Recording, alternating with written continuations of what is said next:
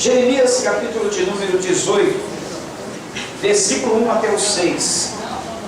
Todos acharam? Não precisa nem achar, né? Antigamente, há um tempo atrás, a gente falava: desliguem os celulares, desliguem os laptops, mas hoje não. Hoje o pessoal tem Bíblia no celular, Bíblia no laptop, Bíblia, como que é o negócio aí, Mauro? Como é que chama? Tablet, né? No iPod, no iPad. Então, os irmãos, fiquem conectados, mas na Bíblia.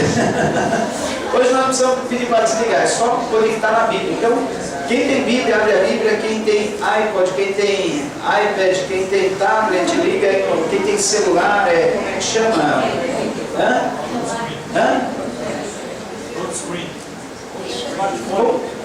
Smartphone, Luiz, chama esse negócio?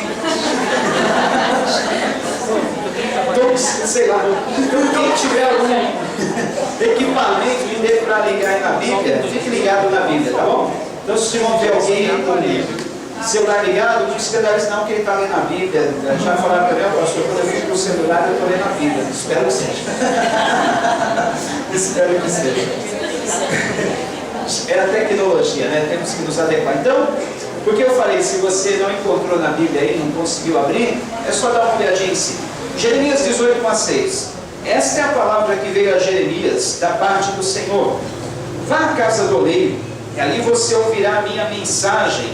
Então fui à casa do oleiro e o vi trabalhando com a roda. Mas o vaso de barro que ele estava formando se estragou em suas mãos. E ele o refez, moldando outro vaso de acordo com a sua vontade. Então o Senhor dirigiu-me a palavra: ó comunidade de Israel, será que não posso eu agir com vocês como fez o oleiro? Pergunta o Senhor. Como barro nas mãos do oleiro, assim são vocês nas minhas mãos, ó comunidade de Israel. Eu queria colocar para vocês aqui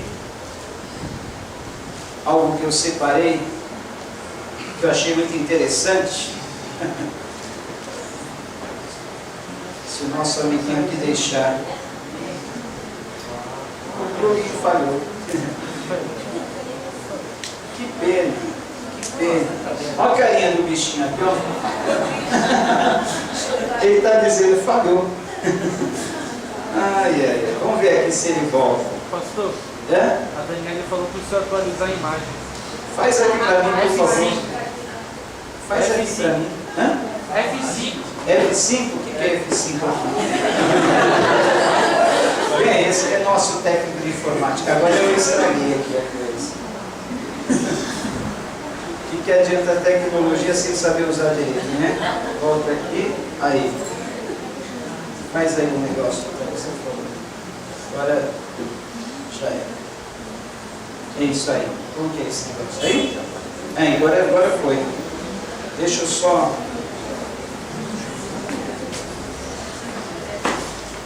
E esse outro aqui, como é que faz para atualizar? Volta lá também, pastor. Faz aqui para mim, querido. São 2 minutos.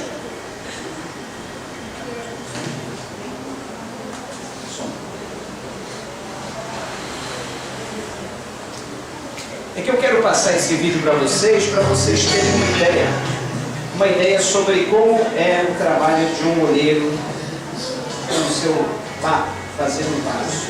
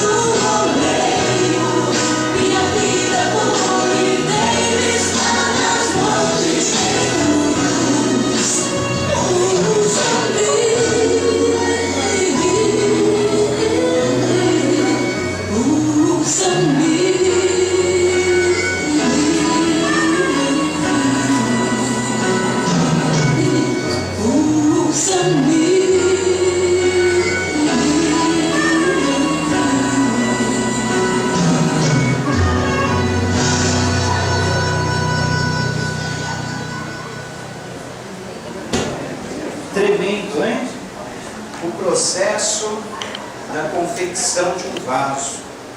Muito tremendo. Vocês veem aí, olha, que enquanto o vaso não fica no formato que o oleiro deseja, não termina a obra. Às vezes ele deseja um vaso mais bojudo, às vezes um vaso mais estreito, um vaso com algum detalhe, ele vai trabalhando. Percebam, os irmãos, o trabalho do oleiro consiste exatamente, basicamente nisso. É exatamente da forma como Jeremias viu descendo até a casa do oleiro. Um homem trabalhando numa roda, eram duas rodas. Tinha uma parte de baixo, a roda de cima. A roda de baixo era girada, e quando essa roda de baixo girava automaticamente a de cima. E o barro, bem no centro da roda, com as mãos do oleiro em volta, ele ia dando esse formato. Ou de um jeito ou de outro. O interessante é que enquanto não ficava do jeitinho que ele queria, ou ele então desfazia, pegava o barro, amassava totalmente, colocava novamente no centro da roda, dava outro formato, e às vezes estava até pronto, às vezes já estava até já endurecendo, mas era necessário quebrar, amassar de novo, era necessário dar o formato exatamente que o oleiro queria. Enquanto não ficava exatamente do jeito que o oleiro queria, não estava bom. Queridos, a palavra do Senhor nesta noite fala exatamente sobre isso. O barro nas mãos do oleiro. Jeremias, ele desceu até a casa do oleiro, exatamente por um mandato do Senhor, e o Senhor mandou que ele observasse o trabalho que estava sendo feito pelo oleiro sobre as rodas. E ele disse assim: olha, Jeremias, fale à casa de Israel o seguinte: acaso, ó casa de Israel, eu não poderei fazer com vocês o mesmo que eu fiz com esse vaso? O que quer dizer isso, irmãos?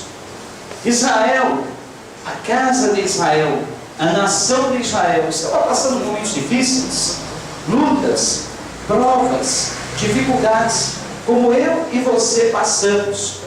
E muitas vezes até questionamos: Senhor, por que isso sobrevém na minha vida? Por que essa situação? Por que aquilo? Senhor, por que eu estou passando por isso? A resposta que o Senhor nos dá é: vocês são o barro, eu sou o oleiro, eu quero fazer de vocês o melhor vaso. Acaso eu não posso fazer com a vida de vocês o mesmo que eu fiz com esse barro? Ou seja, uma obra nas minhas mãos. Diz o texto da palavra do Senhor que eu gostaria de ler com vocês agora, segunda carta aos Coríntios 7:12. Mas temos esse tesouro em vasos de barro, para mostrar a excelência do Senhor. Mas temos esse vaso, esse tesouro em vasos de barro, para mostrar que esse poder que a tudo excede, provém de Deus e não de nós. De todos os lados somos pressionados, mas não desanimados. Ficamos perplexos, mas não desesperados. Somos perseguidos, mas não abandonados. Abatidos, mas não destruídos. Trazemos sempre em nosso corpo o morrer de Jesus, para que a vida de Jesus também seja revelada em nosso corpo. Pois nós que estamos vivos somos sempre entregues à morte, por amor a Jesus, para que a sua vida também se manifeste em nosso corpo mortal, de modo que em nós atua a morte, mas em vocês a vida. Queridos, isso é tremendo. O apóstolo Paulo, ele falando a respeito do Espírito Santo que nós temos em nós, do poder de Deus, da salvação do Senhor, tudo que vem do Senhor em nós, ele fala: este é um tesouro que nós temos em nós, mas é um tesouro colocado em vasos de barro. Eu e você, vasos de barro, mas com algo tão precioso dentro de nós, que é o Espírito Santo que nos foi dado. Palavra de Deus, o poder de Deus, tudo aquilo que Jesus nos legou, está dentro de nós, são tesouros. E tudo isso em vaso de barro. Para quê? Olha, se o vaso fosse de ouro, a excelência, a virtude, o mérito seria do vaso.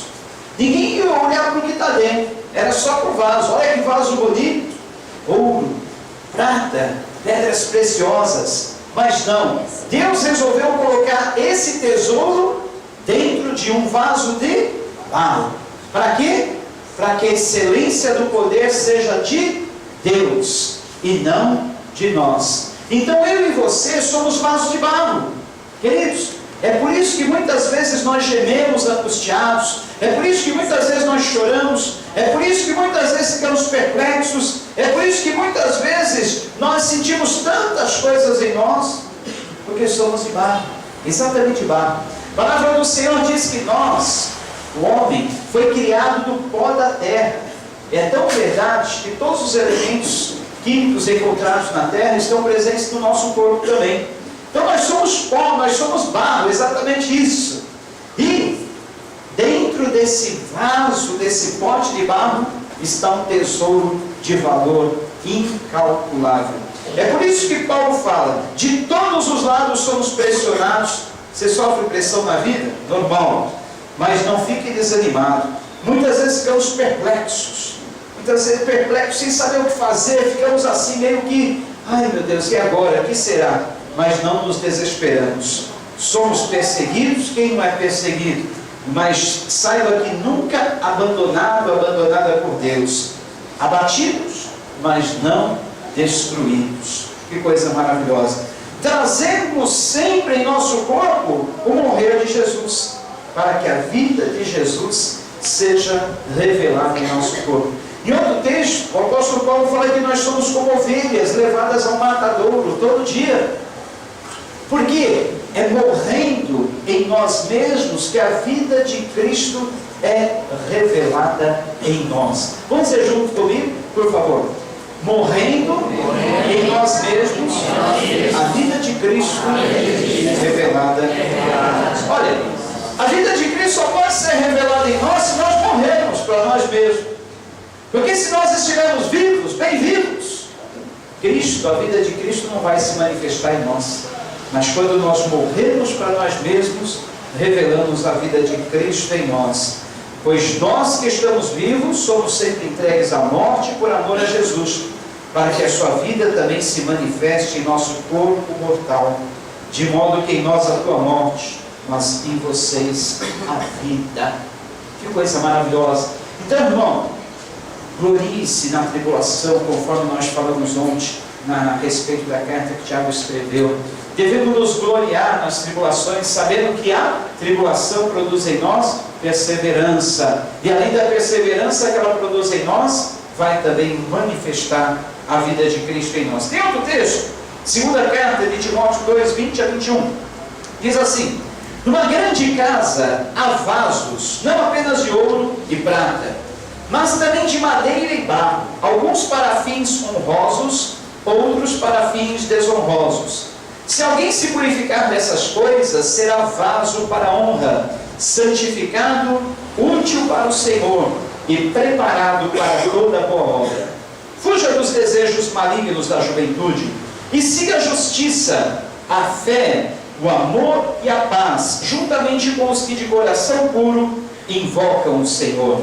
Evita as controvérsias tolas e fúteis, pois você sabe que acabam em brigas. Ao servo do Senhor não convém brigar, mas sim ser brando, manso para com todos. Amém? Então, queridos, o apóstolo Paulo, falando ao jovem Timóteo, ele diz assim: olha, Timóteo, perceba, numa casa, que tipo de vasos nós temos? Aquele vaso bonito que fica na mesa do centro da sala, aquele vaso bonito que fica bem em destaque em algum cômodo da casa.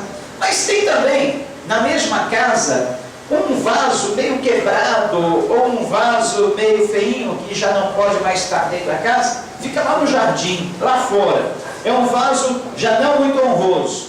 Tem também aquele vaso que todos nós sentamos todos os dias, é o vaso sanitário. Se alguém não senta, né? Prisão de ventre.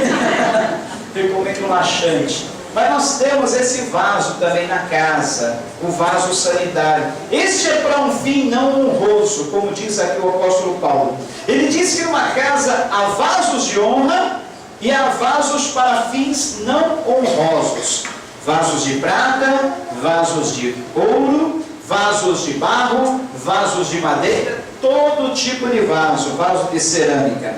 O apóstolo Paulo diz que se nós nos purificarmos das coisas que podem nos trazer embaraço, das coisas que podem nos trazer tropeço, das coisas que Deus não quer para nós, se nós nos purificarmos dessas coisas, seremos que tipo de vaso? Vaso de honra. Diga, eu quero ser um vaso de honra.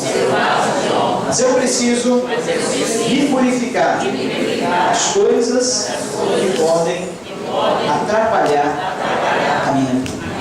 Queridos, para que o oleiro faça um bom vaso na nossa vida, um vaso bonito, útil, um vaso honroso, primeira coisa, queridos, nós precisamos estar no centro da roda do oleiro. Nós como barro, no centro da roda. Vocês perceberam naquele vídeo que eu fiz questão de passar para vocês, para que vocês peguem esse detalhe. Primeiro, barro é amassado. Lembra aquele coro? Deixa Deus amassar o barro para fazer um forte vaso. Deixa Deus amassar o barro para fazer um forte vaso. Não murmure, meu irmão. Não reclame, meu irmão. Depois diz, Deus está provando a sua fé. Mais ou menos assim. Então, primeiramente, o oleiro amassa o barro. Mas ninguém gosta de ser amassado pelas mãos do oleiro. Mas tudo tem um fim proveitoso. Tudo tem um fim útil. Depois que o barro está bem amassadinho, bem no ponto, a argila. Alguém já brincou de trabalhar com argila nas mãos? No meu tempo escolar, eu fiz alguns trabalhos em argila. O Pedro também deve ter feito, né? Você tem que amaciar bem ela, deixar bem no ponto, para que ela dê o formato que você deseja. Depois, o oleiro pega aquela bolota, aquela massa de barro, coloca bem no centro da roda dele. Se tiver um pouquinho para o canto da direita, um pouquinho para a esquerda, um pouquinho mais para frente, um pouquinho para trás, nunca sai um vaso redondinho. Sabe como o vaso vai sair? Ó? Ele vai sair todo torto. Vocês perceberam naquele vídeo que o barro fica bem no centro da roda. Isso quer dizer, queridos, que a minha vida, a tua vida, a nossa vida, tem que estar no centro da vontade de Deus. O que é a vida colocada no centro da vontade de Deus? É estar exatamente na posição que Deus quer para a nossa vida. Nem à frente, nem para trás, nem para um lado e nem para o outro. Romanos 12:2, rogo-vos, pois, irmãos, pela compaixão de Deus, que apresenteis os vossos corpos em sacrifício vivo, santo e agradável a Deus, que é o vosso culto racional. Não vos conformeis, não tomeis a forma desse século, mas renovais a vossa mente, para que experimenteis qual seja a boa, perfeita e agradável vontade de Deus. A vontade de Deus tem 3 características para a nossa vida. Ela é boa, ela é agradável e ela é perfeita. Três qualidades, 3 características. Só que muitas vezes nós fugimos da vontade de Deus para a nossa vida. Muitas vezes estamos como que o profeta Jonas, fugindo. Deus nos manda fazer algo, nós rejeitamos, nós recusamos, nós não queremos. Deus nos pede algo, nós estamos sempre recalcitrando, sempre teimando, não queremos fazer a vontade de Deus. E muitas vezes pensamos que isso vai trazer prejuízo para a nossa vida, isso vai trazer malefício. Mas a vontade de Deus, ela é boa, ela é perfeita e ela é agradável. E Deus, Ele quer cumprir, Ele quer realizar a vontade dEle na nossa vida. Mas para que a vontade dEle seja realizada na nossa vida, é preciso que nós estejamos no centro da vontade dEle, exatamente como um barro colocado no centro da roda do oleiro. E aí, com certeza, Deus irá fazer aquele vaso de honra, santificado, útil para ser usado por Deus, colocados em posição de destaque para Ele, para a glória dEle. E aí o Senhor vai poder dizer: eis aí um vaso de honra que eu formei, que eu dei toda aquela forma, tudo aquilo que eu gostaria de fazer nele eu fiz. E aí o Senhor coloca dentro de nós esse tesouro, o Espírito Santo, para que nós possamos mostrar a excelência da glória de Deus em nossas vidas. Mas muitas vezes, queridos, nós reclamamos, murmuramos: por que o Senhor me faz assim? Por que o Senhor me amassa desse jeito? Por que o Senhor me quebra? Não estava bom do jeito que estava. Mas, primeiro erro que nós dizemos que o Senhor nos quebra, até o cântico que nós cantamos errado. Eu quero ser, Senhor amado, como um vaso nas mãos do oleiro. Quebra a minha vida e faz-a de novo. Eu quero ser um vaso errado. Não é o Senhor que quebra a nossa vida, somos nós que nos quebramos. Nós. Percebam que o vaso que o oleiro estava fazendo, ele se quebrou. Mas o vaso de barro que ele estava formando se estragou. Em outra tradução, se quebrou em suas mãos. E ele o refez, moldando outro vaso de acordo com a sua vontade. Como que nós nos quebramos na mão do oleiro? Quando nós queremos andar pelos nossos próprios caminhos, quando nós queremos fazer a nossa própria vontade, quando nós queremos direcionar a nossa vida, quando nós murmuramos e dizemos: por que me fazes assim, Senhor, e não de outro jeito? Então nós nos quebramos. Aí o oleiro aproveita para fazer um vaso melhor, moldar um outro vaso e de acordo com a sua vontade. Queridos, vamos nos entregar às mãos do oleiro, deixar ele fazer exatamente de acordo com o que ele quer. Sabe por quê? Somente sendo feitos exatamente da maneira como o oleiro nos quer, somente assim, olha, vamos sentir paz. Porque um dos principais sinais de que estamos na vontade de Deus é a paz que nós sentimos no coração. Não estou sentindo paz em fazer isso, não estou sentindo paz em ir ali. Cuidado, é um sinal de que não é a vontade do Senhor. Mas quando você sente paz em algo que você está para realizar, você sente paz em algo que você tenciona fazer, é um dos sinais que é a vontade de Deus para a sua vida. E muitas vezes nós relutamos, o nosso coração diz não, não sentimos paz, mas nós teimamos, recalcitramos, queremos fazer exatamente a nossa vontade, aí nos quebramos.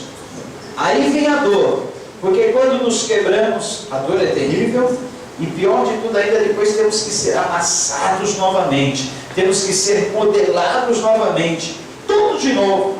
Aquele trabalho, aquele processo da modelagem, aquele processo de amassar, para que saia um vaso exatamente de acordo com a vontade do oleiro. Isaías 64, versículo 4 a 9, diz assim: desde os tempos antigos ninguém ouviu, nenhum ouvido percebeu, e olho nenhum viu outro Deus além de ti, que trabalha para aqueles que nele esperam. Vens ajudar aqueles que praticam a justiça com alegria, que se lembram de ti e dos teus caminhos. Mas prosseguindo nós em nossos pecados, tu tiraste. Como então seremos salvos? Somos como impuro, todos nós. Todos os nossos atos de justiça são como trapo imundo. Murchamos como folhas, e como o vento as nossas iniquidades nos levam para longe. Não há ninguém que clame pelo teu nome, que se anime a apegar-se a ti. Pois escondeste de nós o teu rosto e nos deixaste perecer por causa das nossas iniquidades. Contudo, Senhor, tu és o nosso Pai, nós somos o barro, tu és o oleiro, todos nós somos obras das tuas mãos. Não te ires demais, ó Senhor, não te lembres constantemente das nossas maldades. Olha para nós, somos o teu povo. Bonita oração de Isaías, hein? Ele declara, ele afirma que desde os tempos antigos, ninguém ouviu, nenhum ouvido percebeu, e olho nenhum viu outro Deus além de ti, que trabalha para aqueles que nele esperam. Deus trabalha para você que nele espera. Você espera em Deus? Espere, porque Ele vai trabalhar para você. Porque a palavra de Deus diz que Ele trabalha para aqueles que nele esperam. Somente para os que esperam nele. Porque se você se adiantar, querer fazer as coisas do seu jeito, Deus pode trabalhar por você. Não há necessidade, porque você já trabalhou, você já se adiantou, você já